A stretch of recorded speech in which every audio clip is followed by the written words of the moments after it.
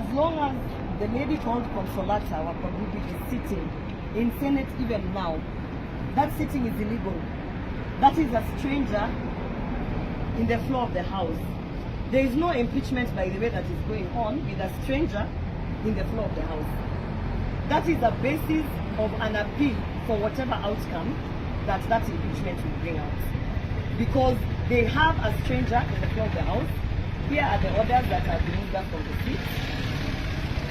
And the Speaker of the Senate, Amason Kungu, continues to entertain illegalities after Katiba Day.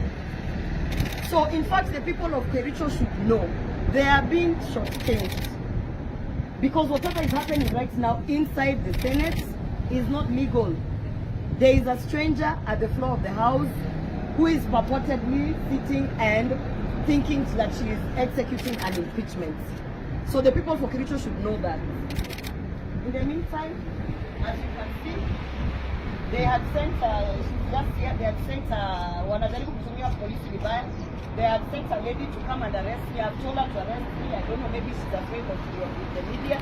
But as you can see, they have blocked me out of Senate, being a senator.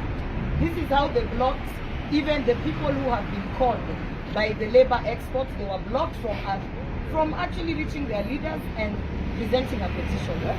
The clerk of the Senate is part of all of this. Mr. Jeremiah Gegenya is also part of all of this.